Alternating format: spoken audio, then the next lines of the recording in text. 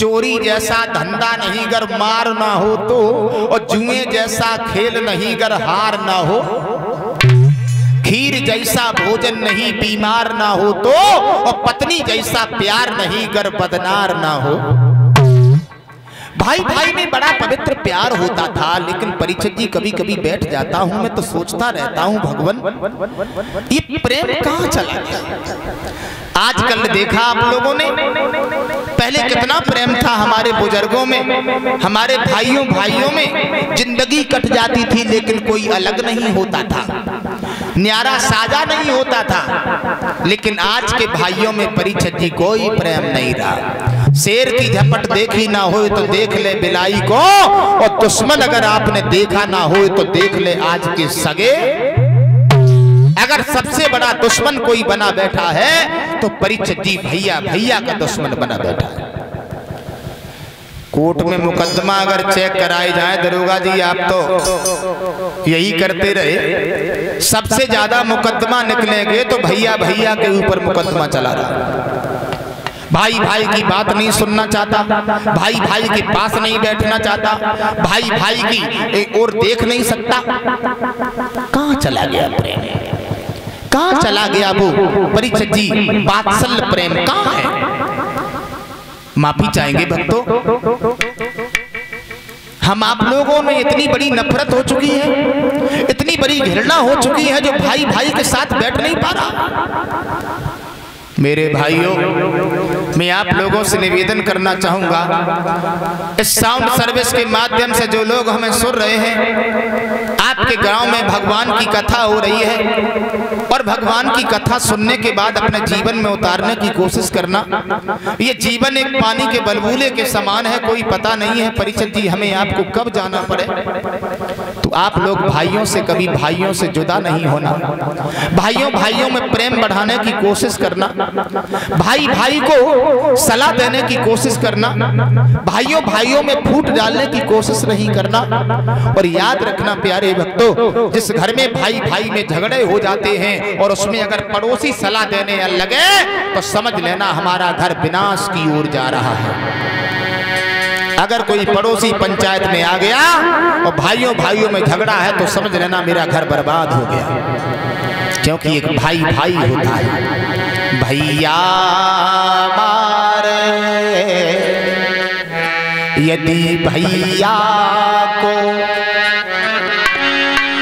तो ढाल बनेगी जमैया है, और दुश्मन मारे यदि भैया को तो ढाल बने गो भैया है।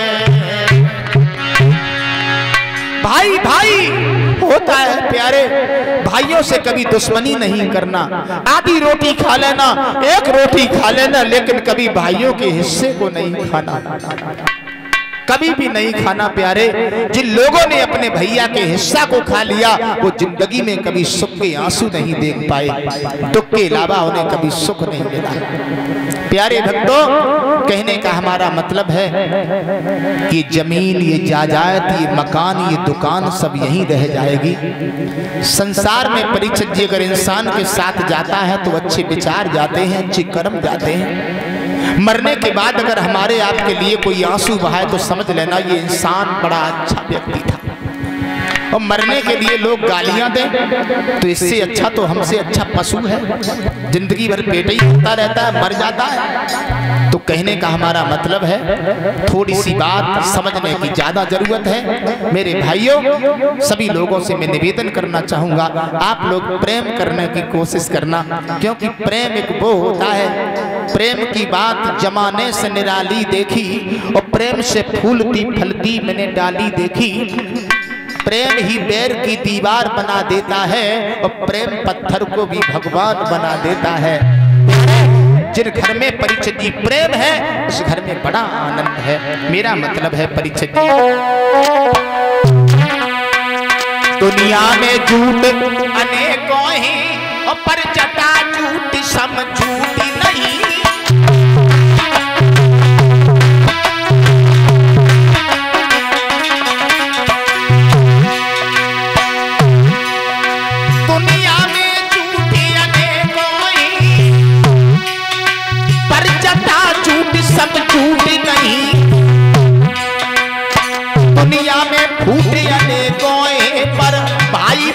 सम फूट नहीं।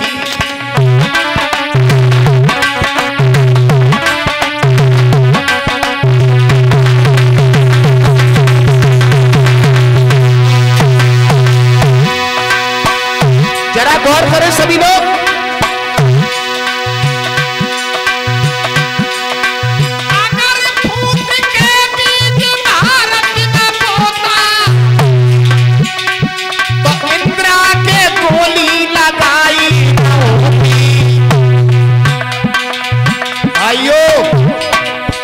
इंसान को कहां से कहां पहुंचा देती है मेरे प्यारे। जरा गौर करें सभी लोग, अगर फूट के बीज भारत न बोता तो इंदिरा के गोली लगाई न होती। अगर फूट के गई दशरथ में न होती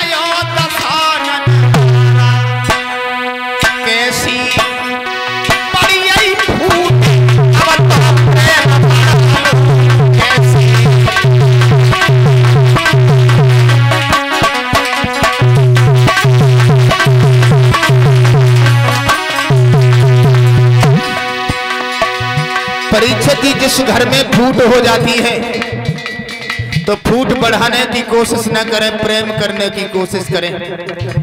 एक विद्वान लिख रहा है, सटे साठ्यम समाचरित, दुष्ट के साथ दुष्टता का व्यवहार करो।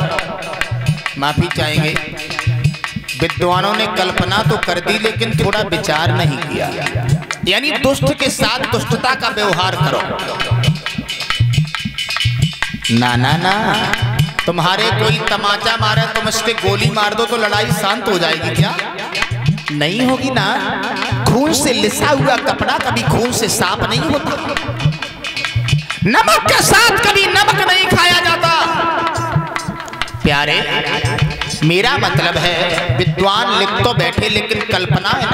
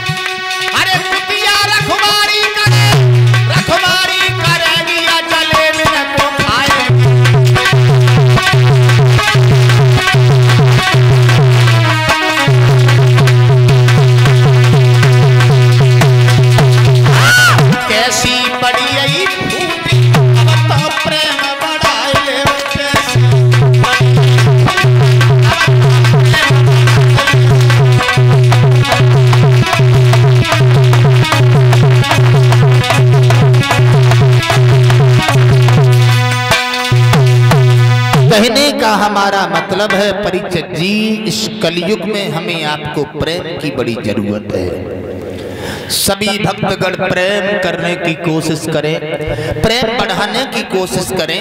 गजधन गौधन बाजधन और रतन धन खान, और जब मिलिया संतोष धन तो सब धन धूल समा।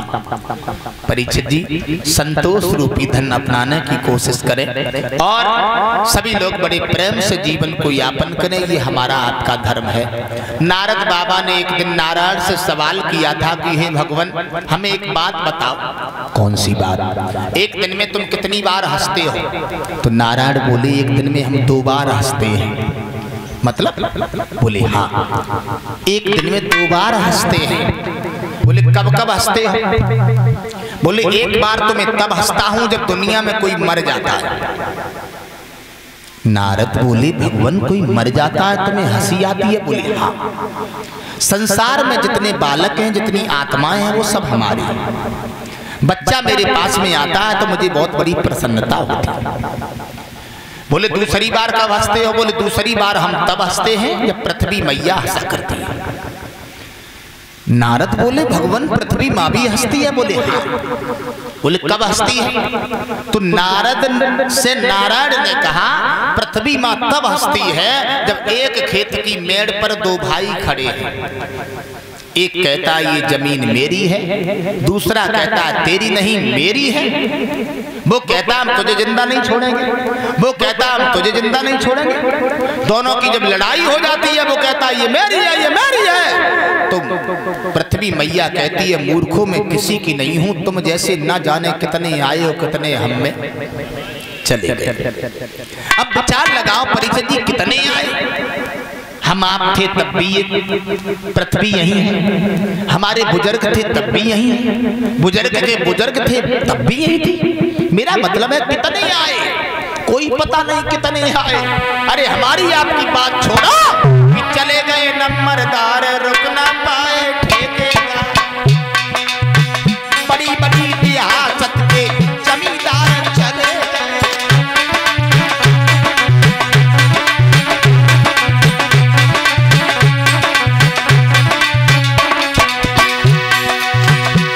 अरे हम आप तो कुछ नहीं है,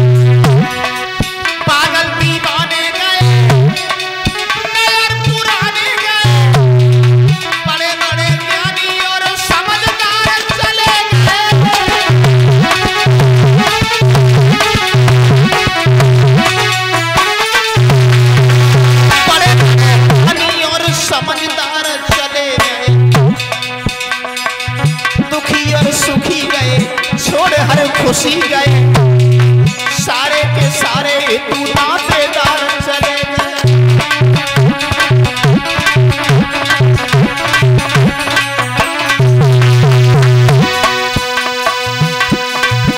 अरे चले गए सब तीर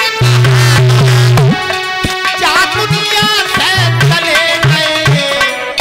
नंबरदार हवलदार पहरेदार सूबेदार इज्जतदार थानेदार कदरदार असरदार पल्लेदार जो आए सब चले गए। और जब से जे गए तब से न कऊ ने चिट्ठी डाली न कऊ ने फोन करो, जे सब गए तो गए कहाँ हैं, लेकिन जाने कहाँ चले गए।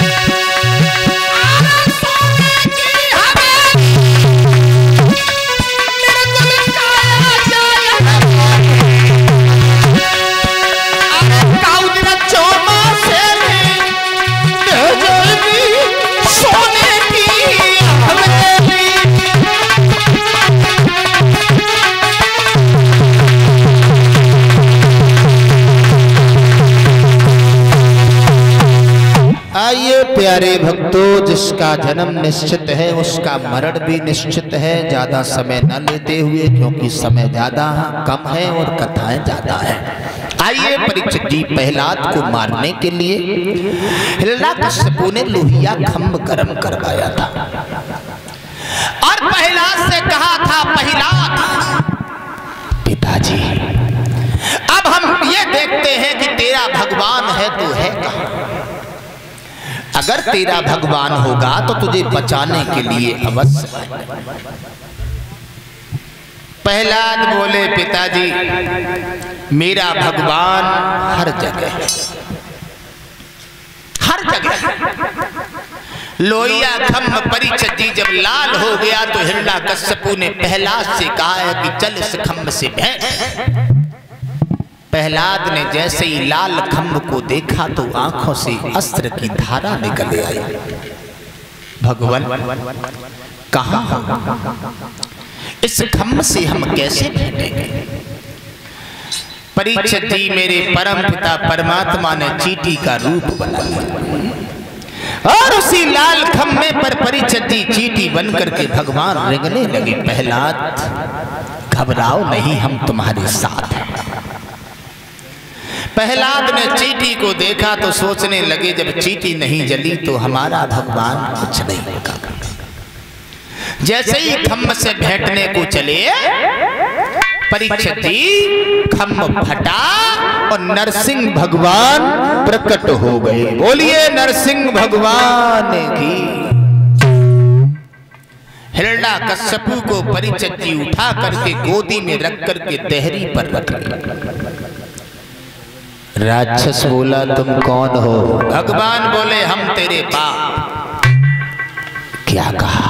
हाँ हाँ सही कहा, तेरी मौत। राक्षस बोला, क्या बुद्धि खराब है? तुम हमें कभी नहीं मार पाओगे। भगवान बोले, क्या कहा? बोले, हाँ हमारे पास में बहुत वरदान धरोहर में है। हमने वरदान मांगा था, न हम ऊपर मरे और न नीचे मरे। भगवान बोले, तू ऊपर है? बोले ना। नीचे है? बोले ना। गोद में बैठा हुआ है। आप क्या करेगा? बोले, रुको भगवान जी, अभी भी नहीं मार पाओगे। क्यों? मैंने वरदान मांगा था, न हम दिन में मरे न रात में मरे। परीक्षित जी ना उस समय दिन था न रात्रि थी। कौन सा समय था? संध्या का समय। संध्या किसे कहते हैं? संध्या कहते हैं जब दिन और रात के बीच में संधि होती है, दिन और रात का जब मिलन होता है, जब उसे संध्या का समय कहा जाता है। अब तो तेरी मौत निश्चित है। राक्षस बोला, हमें मार नहीं पाओगे, समझ गए? भगवान बोले, तुझे तो मरना ही पड़ेगा। बोले, बिल्कुल नहीं, हमने वरदान मांगा, ना अंदर मरे ना बाहर। भगवान बोले, न तू अंदर है और न तू बाहर है, देहरी पर है। राक्षस बोला, अभी भी नहीं मार पाओगे। बोले, क्यों? बोले, इसलिए नहीं मार पाओगे, हमने वरदान मांगे थे, ना हम तेग से मरे न तलवार से। बड़े बड़े नाखून भगवान के दिखाई दिए। राक्षस बोला, रुको, अभी भी नहीं मार पाओगे। क्यों? हमने वरदान मांगे थे, साल के 12 महीनों में हमारी मृत्यु ना हो। भगवान ने उस समय परीक्षित जी एक एक तित घटा बढ़ा करके लौंद का महीना तैयार किया था। अब तो मरना पड़ेगा। राक्षस बोला, अभी भी नहीं मार पाओगे, समझ गए? बोले, क्यों? बोले, इसलिए हमने वरदान मांगा था, ना हम नर से मरे ना पशु से मरे। भगवान बोले, हम नर हैं? बोले ना। पशु हैं? बोले ना। बोले, तुम तो दोनों मिक्सचर हो। बोले, तो तुम मरना पड़ेगा। वाह भाई वाह, हार गया वो राक्षस। भगवान श्री हर नारायण ने परीक्षित जी क्या किया है?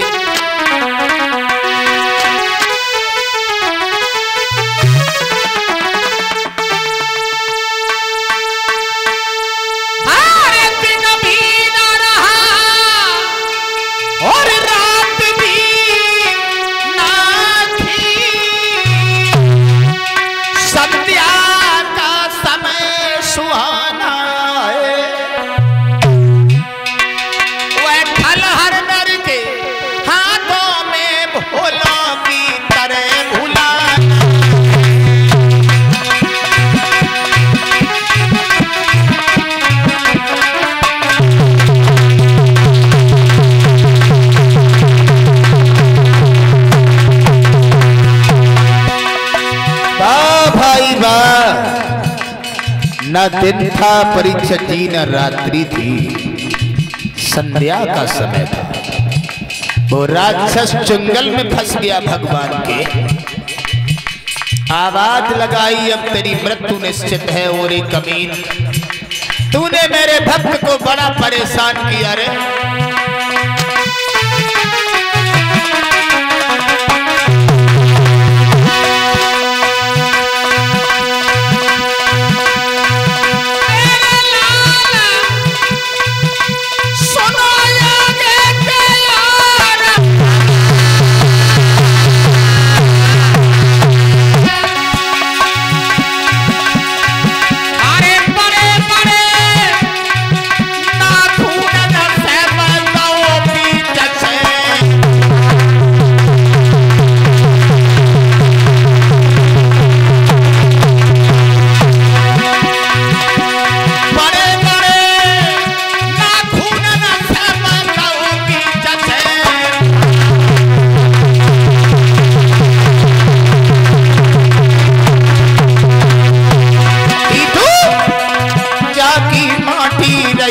पड़ी के हंस किनारो करियो, बाकी माटी रही पड़ी के सुगनाई पर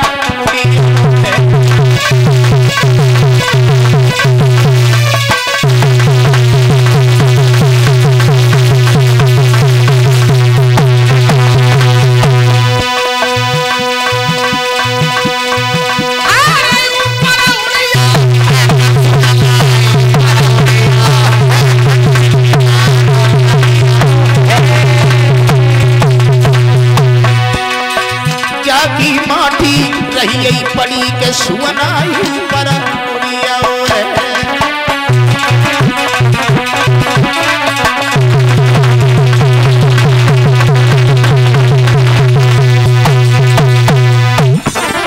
प्यारे भक्तों, याद रखना उसी समय हुआ ये। पीछे जाओ, उधर बैठो, उधर मार उधर। अभी राक्षस मरा तो हमें भी ले चलो बेटा। प्यारे भक्तों, याद रखना उस राक्षस का भगवान ने उद्धार किया है। बोलिए आनंद कंद भगवान की। आइए परीक्षित जी, ये तो राक्षसों के वंश की